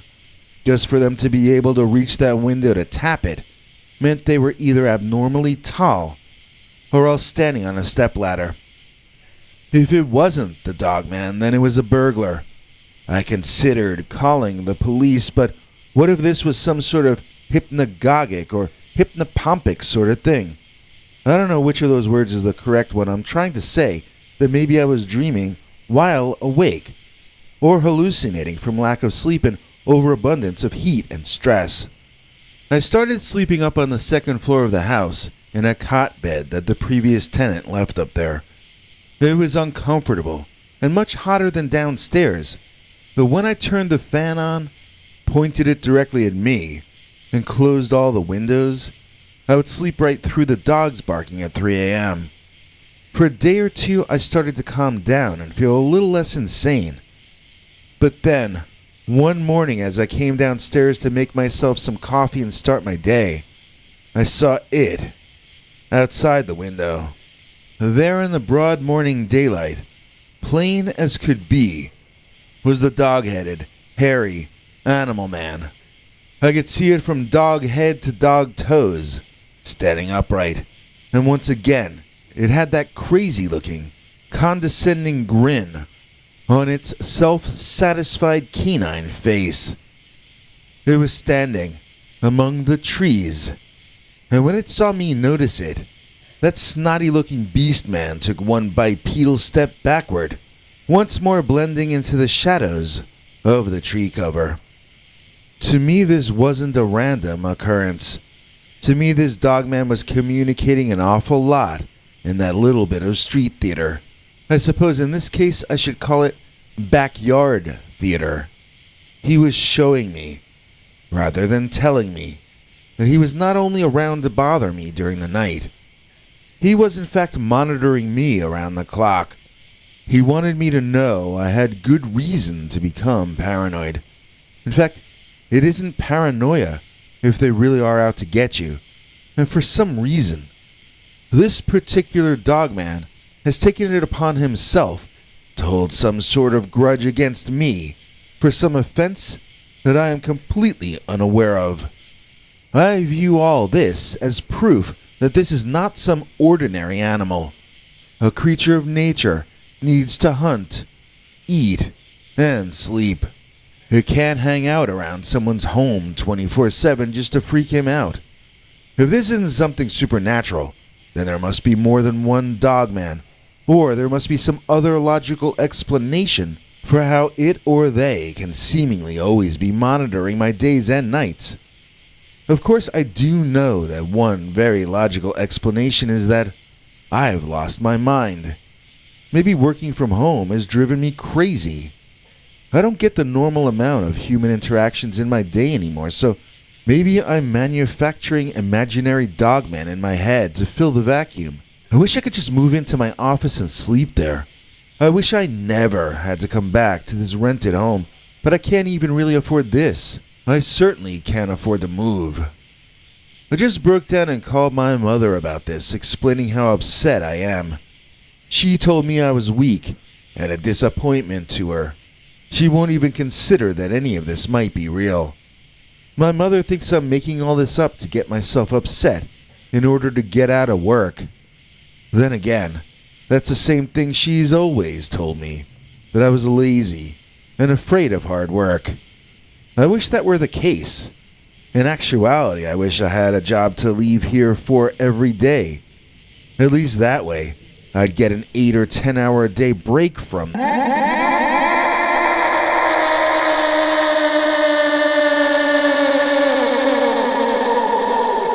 Grinning Dogman outside my window. We'd like to thank Sabrina Midkiff, donated to us on the night shift, so thank you to you, dear Sabrina, the coolest one on the scene.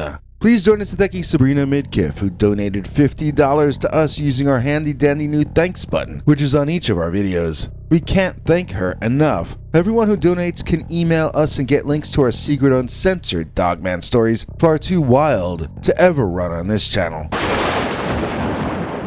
Chased by Dogman. Dear Scary Stories NYC. I thought I was going for a leisurely jog just before dawn, but it turned into a speed and endurance test as I found myself chased by a dogman. During the pandemic, I got myself a running machine and ran indoors on weekdays, but on the weekends, whenever possible, I used to drive out to Lake Wissota and run around on the paths through the woods in the state park over there. I found myself getting up earlier each weekend because I was really enjoying being alone in nature and running. Finally, I became one of those people who finished their run just as the sun was coming up. Now that's fine when you're in a nice neighborhood or when you're on a treadmill in your home. But if you're going to run in nature, you've got to accept that nighttime is ruled by nocturnal creatures. Just because you've decided that it's morning does not mean that the creatures who thrive on darkness are done having their day. And some of those creatures of the night are predatorial in nature. This is my true story about one of them. So in those days, I used to jog with my earbuds in, listening to music.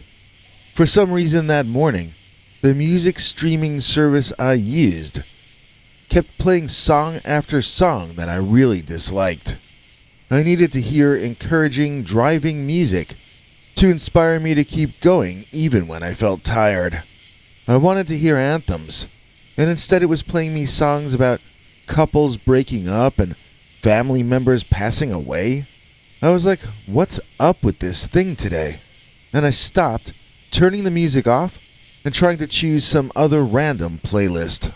During the time I had the sound off, I could actually hear my surroundings, and it was overwhelmingly loud. I had a forest on both sides of the path, and the insects and other night animals created this cacophony of sounds much louder than I had expected. That was when it first dawned on me that it was still night as far as those bugs and birds and raccoons were concerned. The breeze that had felt cooling a moment earlier now felt a bit chilling. I was resigning myself to some musical choice or another on my phone when I experienced a strange sensation. The surrounding sounds of the woods quieted, as though someone were slowly lowering the master volume knob. I thought it was my hearing, so I pulled out my earbuds. The sound kept lowering anyway, which felt so unnatural that now my heart was beating faster. I was swallowing and rubbing my ears to try to clear them, when I realized I could hear myself doing that. I wasn't losing my hearing. It was just that the woods around me were falling dead silent. The sun must be about to come up, I told myself. The crickets were stopping because morning was coming on. That didn't really make sense though, because I had run through that same path at noon, and there were definitely still crickets, just not as loud as at night. I put my phone and my earbuds in my pocket, as it felt as though I'd better pay attention to my surroundings a little better. I started to walk away quietly, not quite wanting to go into a full jog yet. I wished I could fly a drone overhead and figure out why everything had become so strange. I felt in danger somehow, while simultaneously feeling that it was ridiculous to feel that way. Nevertheless, I continued walking silently, listening intently, trying to understand what was happening.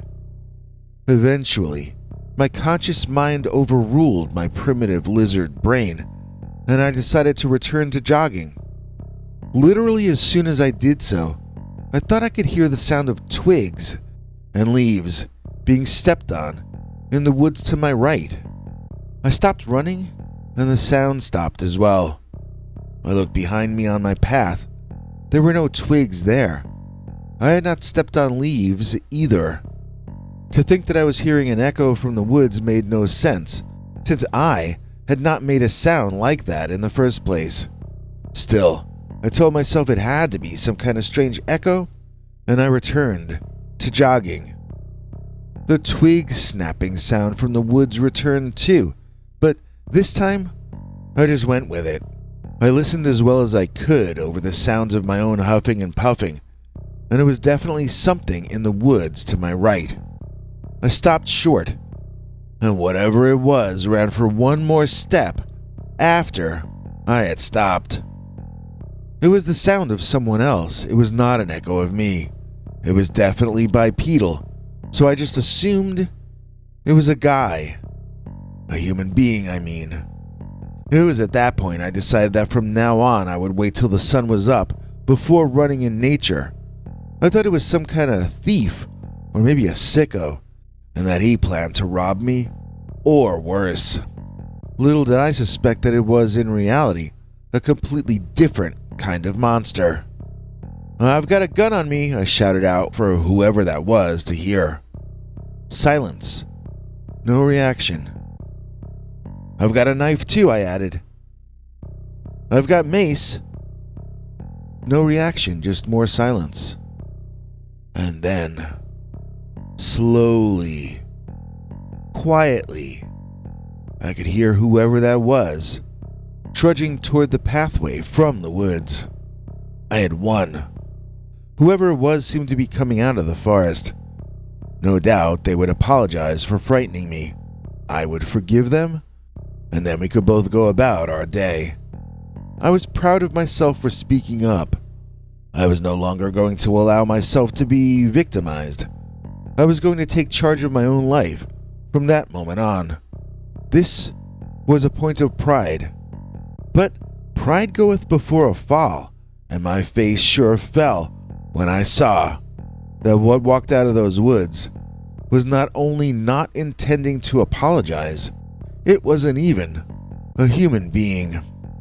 I saw the wolf-like head before I saw the rest of it emerge onto the jogging and biking path. When the rest came out, though, I no longer felt so proud of myself. This was not a bipedal creature. This was a dog standing 4.5 feet tall at the shoulder. And then, this dog did something that I will never get out of my memory. It stood like a human being on its hind legs. It stood taller than a basketball player, but it was ripped like a bodybuilder. Imagine if Arnold Schwarzenegger was 7 feet tall. It stood like a man. It had a broad, hairy chest like a man. But this was not really a man at all. It had a dog's head. It stood on devilish, goat-like legs. It was covered in fur, white, black, and brown. I thought I'd been dropped into hell, but the rest of the forest and the pathway still looked the same. I was hyperventilating, and everything took on a dreamlike aura. Honestly, I thought I was about to meet my maker, but instead, I got this powerful sense that I was being told something by the huge beast. It seemed to be telling me to remember my place. It wasn't words being spoken to me, it was just an overwhelming sense of being told something. I was to remember my place and essentially stay in my lane. In addition, I understood, or was somehow made to understand, that the next time I might not be let off with just a warning. The whole thing was an awful lot like being pulled over by a traffic cop. I wasn't sure exactly what my offense was, but I knew I wasn't going to talk back to this officer. Now, it's not like this was Mr. Spock doing telepathy or something. I felt that this was how the creature felt, but I could not be 100% certain that I wasn't just imagining it because of the stress that I was experiencing. When you hyperventilate like I was doing, you can start to imagine all sorts of things. So maybe this was just that, I thought. Still, I sort of wanted it to be true, so I basically obeyed the orders I seemed to be receiving, and I started backing away, my eyes and my head lowered respectfully. With each tentative step I took backward, I waited briefly to see if there would be any reaction from the beast. He just stood there, allowing my retreat. When I had gone back as far as the woodline, I glanced up to see the beast man was gone. Seizing my chance, I turned and ran back the way I could, grateful to be able to live to tell this tale. The entire way back, I could hear the dog in the woods, continuing to chase me. You know, I've never had the same kind of problem with a music streaming service ever again after that morning. If my music had been playing as normal, though, I would never have heard that Dogman. I would never have been alerted to his presence. Maybe he could have snuck up on me and done me harm. Sometimes I think it was a guardian angel that caused the software to malfunction, and other times I actually wonder if the Dogman itself was interfering with what I was listening to. Maybe he wanted my attention, I don't know. I guess he had something to tell me, even though it made little sense to me when he did. I haven't been back to any natural areas to run since then. Oh, sure, I'll go to the park closer to me, but that's a neighborhood park. No more forests for me to run in. Apparently, that's considered a faux pas by the Dogman. Wear a t-shirt that says how you really feel. I know Dogman is real. I'm allergic to Dogman. Dogman is my friend. I am Dogman. I set a captured Dogman free, and they made me a werewolf to silence me. Links are in the description. Get 20% off through Memorial Day using discount code HANK. Hank. My Dogman sighting was a UFO sighting first. Dear Scary Stories NYC. This happened back around the turn of the century when my friends and I were driving home one night on the Pennsylvania Turnpike over near Burnt Cabins. We weren't out legend tripping or anything like that. We had all put in a hard day of physical labor, and we just wanted to get home, eat something, and crash out so we could repeat the process the next day. We were tired and not really in the mood to mess around. That's part of what makes some of the decisions we were about to make even more mystifying to me. So we saw something in the sky. It was a strange light floating or flying above the trees to our right. The nature of the light was different from anything I'd ever seen or have seen since. I was fascinated by it and also found the color of it very soothing. I don't even know how to describe that color. It was not like any I had ever seen before. Suddenly all three of us were fascinated by this light. Forgetting how tired we were, we got off the safety of the main highway and ended up on the much narrower Route 522. We got on the road in a small town, but we soon found ourselves driving on a dark forest road with a hill of trees on our right and a valley of trees to our left. We may have been much closer to the light in the sky, but from our vantage point, we couldn't even see the thing up there. And that was when we saw something very different from a UFO.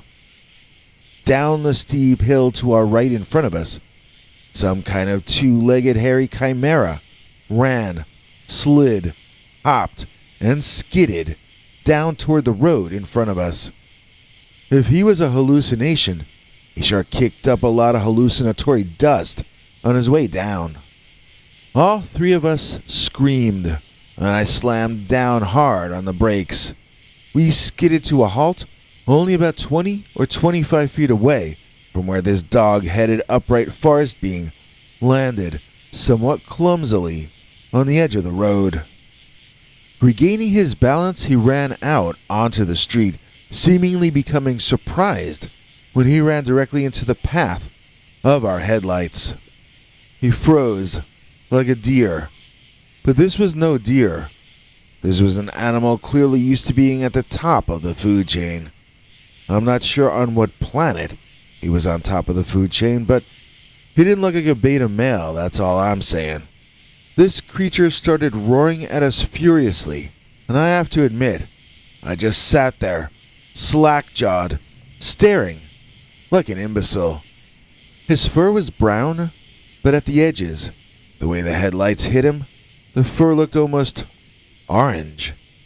Just at the edges, I mean, like orange or golden highlights. His eyes shone an amber-white reflection. I don't know how much of the coloring came from my headlights, and how much would have also been there under normal lighting. He was covered head to toe in fur, although there were patches missing here and there, apparently from previous battles that he had survived. He looked quite healthy and must have stood over 6 feet tall. Imagine a heavyweight boxer afflicted with lycanthropy, and you'd be imagining what we were actually looking at. The more the beast-man shouted and barked out angrily at us, the less I understood what was happening. I can't even begin to describe how quickly I went from being curious about the strange light in the sky to being terrified and utterly confused by the Dogman. I remember my buddies shaking me by the shoulder and saying something to me, but I don't remember understanding a word they were saying. My friend in the passenger seat leaned over and did something on the dashboard, and then the headlights went out. Coming out of my haze a bit, I figured out that they had been telling me that the dog-headed man was angry about the headlights. They had been telling me to put the lights out so that the dogman would stop shouting and carrying on. Looking around, I couldn't see the man-beast out there anymore, or much of anything else for that matter. This was not a road with street lamps on it, or at least it wasn't back then. So where did the dogman go? I asked my friends. I probably didn't call it a dogman, but you get what I'm saying. I couldn't see where the thing was or where it had gone. I wanted to make a U-turn and get the heck out of there. All of a sudden I remembered how tired I was and how early we all had to get up in the morning. It was like I was coming out of a fog. We all were. None of us could see the dogman out there, so my friends all encouraged me to turn the lights back on and get the heck out of that spooky patch of woods. When I flicked the switch and they came back, that dogman was standing just about exactly where he had been before the lights were off. I want to say that's not possible because we looked there more than anywhere else. Even in the dark, we should have been able to make out his silhouette. He was only 20 or 25 feet in front of us. Once those lights were back on, the thing flipped out again. This time it didn't just make a lot of noise though. It started running toward us on its hind legs. Now what I did next makes no logical sense, but it's what I did. I turned the headlights back off again. And you know what? We couldn't see the creature anymore. Granted, the road was very dark, but there was no animal man in front of us any longer. If it were still there, it would have run into our hood already. It's weird how quickly your mind can adapt to an entirely new set of rules for reality. Fine, if he was only going to be there when my lights were on, then I was going to make a U-turn in the dark. Period. And that's what I did. I turned us around, got the car up to speed, and then turned the headlights back on. If that dogman wanted to appear in front of us when we were going 35 miles an hour, he had my blessings. Of course, the dogman's too smart to do anything like that. And in the 23 or 24 years since this happened, none of the three of us have seen any more strange lights in the sky, or any more dogman or cryptids. We never did figure out if that creature was running away from that UFO, or if it had escaped from it, or what. For all we know, that dogman was the pilot of the flying craft. What I really want to know, but I never will, is whether that UFO had any real connection to the dogman. Was it in fact leading us to that forest deliberately? I mean, our moods sure changed when we saw that light in the sky. Was our change in attitude genuine, or were our emotions and minds being manipulated? All three of us moved away from the Midwest since then, but we keep in touch mostly through email. None of us have come up with any answers in all the years since then, and not only do we have no answers, but none of the people we talked to about this incident seem to have any answers for us either. I suppose I shouldn't have expected anything different because my Dogman sighting was a UFO sighting first. In the list of those who help our show, nobody's better than him. Whether it's sun, rain, sleet, or snow, we thank Godzilla Tim. We'd like to dedicate this episode to that smooth talker, Godzilla Tim Walker. Godzilla Tim was one of the first to buy some of our new merch, and here to list all the ways you can help us beat the odds and stay online is international TV spokesmongrel Henry Lee Dogman. Hank. Thanks, Biggie, and thanks to all of you for watching this far. If you liked it, please click like. If you'd like to see more of our work, please subscribe. And also click that bell icon if you'd like to be notified when we put out a new episode. To become an executive producer, you can donate to us through the thanks button under each of our videos or through our paypal.me/PeterBernard209 page. To receive cool perks like secret uncensored Dogman episodes far too wild to ever run on this channel, you can become a YouTube channel member by clicking the join button, or join our PayPal subscribers club at peterbernard.com. Joining either at the $3 a month level or above gets you access to our over 25 hours of secret uncensored Dogman stories available nowhere else. Do you have a scary story about Dogman or some other kind of high strangeness that happened to you? Let us know by emailing us at scarystoriesnyc@gmail.com or by leaving us a voicemail message at 804-LA-SCARY. You may need to call back on that one. It cuts off after, I think, 3 minutes. And if you don't want to do any of that stuff, thank you for simply watching to the end. Good night, and have a scary tomorrow.